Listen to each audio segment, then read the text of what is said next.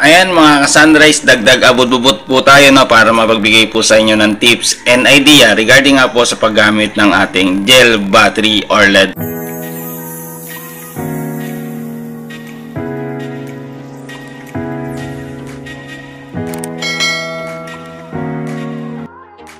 Ayan mga ka-Sunrise, dagdag abot-bubot po tayo no, para mapagbigay po sa inyo ng tips and idea regarding nga po sa paggamit ng ating gel battery or lead acid battery. Pero ako kung tatanungin nyo po ako, best recommended ko po ang gel battery kasi hindi pa ako nag-build ng lithium battery. So dahil dito po tayo nagsimula mag-vlog sa gel type, ito is para sa mga walang budget kasi alam naman po natin yung lithium battery is makakamura ka kung marunong ka magbuo at mapapamahal ka kung hindi ka naman marunong magbuo. Yun po yung reality ng lithium batteries. And normally yung talagang budget lang is gel po talaga yung binibili. So sa pagbili po natin ng gel battery, lalo na kung bago po yung bibilin po natin, ugaliin po natin tanungin kung meron ba siyang manual na kasama. So kapag ang battery is binili mo ng brand new, lagi po yung meron manual at certification of date kung kailan po ginawa. So by experience naman, ito talagang may bumibili po ng second hand na battery kasi minsan doon lang po yung kaya ng budget nila. Pero pag yun po yung binili natin, is possible na hindi rin tumagal yung ating battery. So kaya po ako nagkabit nito is para masunod ko po yung manual ng aking battery. Ayan. So meron naman na tayo dun sa ating SCC, kaso hindi po natin nakikita yung display. Kailangan po natin i-select para makita po natin yung temperature. So yun yung purpose ko po kung bakit ako bumili nito, para ikabit po dito para magkaroon po tayo ng visual ng voltage, percentage, and gagawin po natin tong temperature. So pindutin nyo lang po ito ng isang beses yung set. Ayan, lalabas na siya no? 26.6 yung temperature ng ating battery. So napakadali rin naman i-install yan. So share ko po sa inyo kung paano po i-install yan. Ayan mga ka-Sunrise, sa pag-install naman po nito is madali lang no. Pwede natin itong direkta dun sa terminal ng ating battery. So kung may connection ka naman ng LVD, i-bypass mo na lang dun sa input no, sa wire. Ito is connected sa battery, direkta sa input po ng ating LVD. So splice mo na lang, diyan mo na lang siya i-connect. Ayan, so kung hindi pula itim ang iyong wire, gamit ka lang po ng tester para malaman po natin yung polarity.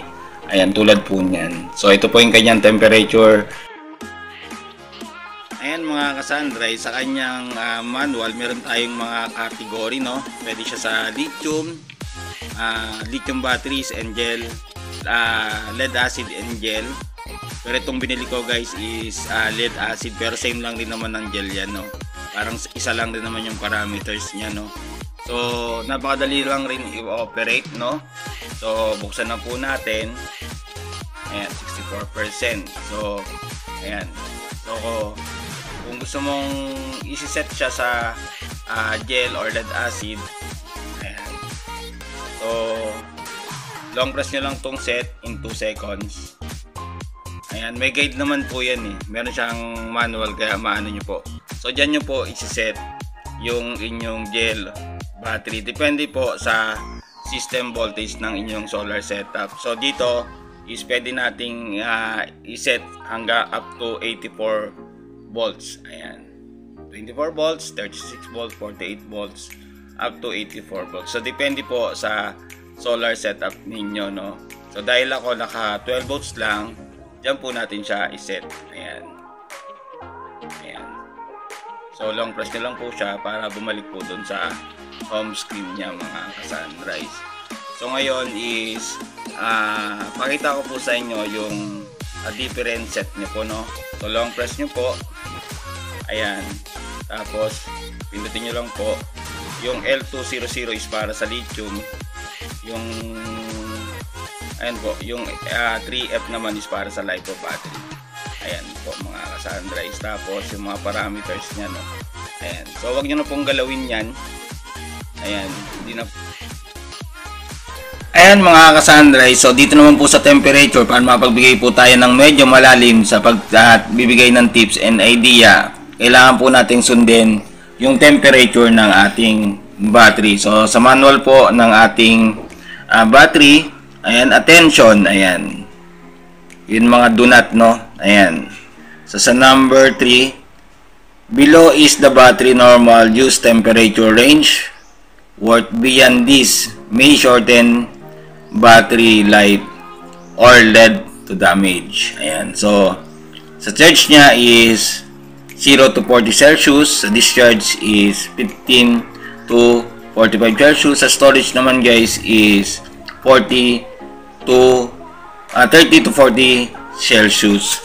Ayan. Dito naman sa battery cycle niya, ayan, battery cycle charge niya is ang sa number 3 or number 4. Ayan, suggest to charge in ambient temperature between 5 and 35 Celsius. So, ibig sabihin hanggang 35 degrees Celsius lang po tayo to extend battery life. Ayan mga ka-sunrise, kaya tayo nagkabit ng battery capacity voltage dahil meron nga po yan temperature para magkaroon po tayo ng visual.